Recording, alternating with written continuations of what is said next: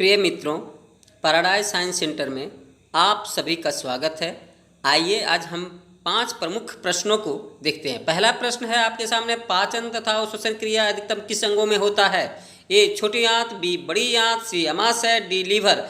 देखिए, आप पाचन में देखते होंगे, पाचन सबसे पहले शुरू होता है अमाशय से, फिर जाती है छोटी आंत और उसके बाद जाती है बड़ी आंत में। तो इसमें जो हमारा पाचन और अवशोषण की क्रिया सबसे अधिक छोटी आंत में होती है, क्योंकि छोटी आंत में अंगुलीनुमा संरचना, जिसको भिलाई कहते हैं, जैसा कि फिगर में आपको दिखाई दे रहा है, भिलाई होने के कारण, छोटी आंत में भिलाई होने के कारण सबसे अधिक पाचन और अवशोषण क्रिया यही होती है। चलिए अगला क्वेश्चन है, प्रकाश संश्लेषण के लिए आवश्यक है। प्रकाश संश्लेषण क्या है? तो ये पहले चॉइस देखें, CO2 तथा जल, बी सूर्य प्रकाश, सी हरित लवक, डी उपरोक्त सभी। अब देखिए, प्रकाश संश्लेषण क्या है? ये पेड़ पौधों में भोजन बनाने की प्रक्रिया है, जिसमें सूर्य के प्रकाश की उपस्थिति, सनलाइट, कार्बन डाइऑक्साइड, जल तथा ये हरित लवक मिल करके ग्लूकोज बनाते हैं और ऑक्सीजन मुक्त करते हैं। देखिए, इसका रिएक्शन होता है 6CO2 प्लस 6H2O, क्लोरोफिल और सनलाइट की उपस्थिति में C6H12 ग्लूकोज तथा 6O2 बनता है। इसलिए आंसर होगा उपरोक्त सभी, यानी CO2 तथा जल, सूर्य प्रकाश और हरित लवक, ये सभी जरूरत होता है प्रकाश संश्लेषण के लिए।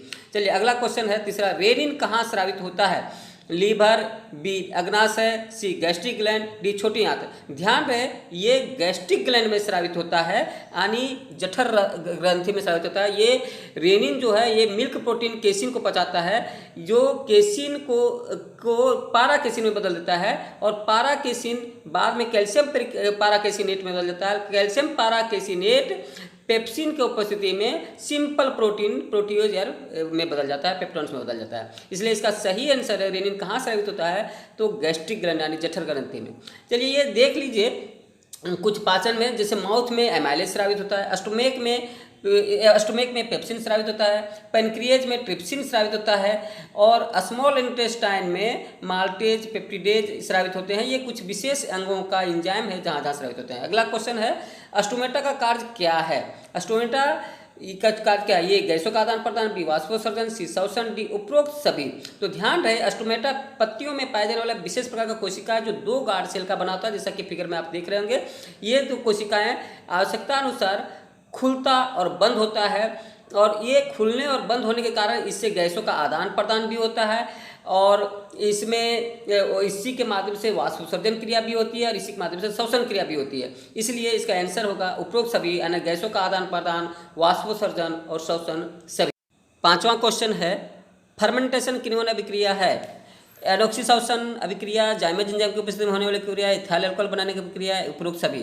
देखिए, ये जो छोटे जीवाणुओं या कवक आदि में होने वाला एडॉक्सीश्वसन अभिक्रिया है, जो जाइमेज एंजाइम की उपस्थिति में ग्लूकोज को तोड़कर इथाइल अल्कोहल बनाता है, इसी को फर्मेंटेशन कहते हैं। इसमें स्पेशली ग्लूकोज जाइमेज एंजाइम की उपस्थिति में एनॉक्सीश्वसन अभिक्रिया के कारण टूटता है, और इथाइल अल्कोहल या लैक्टिक एसिड और कार्बन डाइऑक्साइड मुक्त करके एनर्जी देता है, जिससे जीवाणु या कवक को ऊर्जा मिलती है। इस प्रकार से इसका आंसर होना चाहिए उपरोक्त सभी, यानी एनॉक्सीश्वसन अभिक्रिया, जाइमेज एंजाइम होने वाली अभिक्रिया, इथाइल अल्कोहल बनाने की अभिक्रिया, ये सभी है, इसी को कहते हैं फर्मेंटेशन।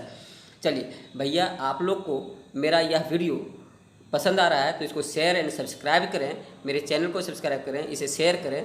बहुत बहुत धन्यवाद, थैंक यू आपको आज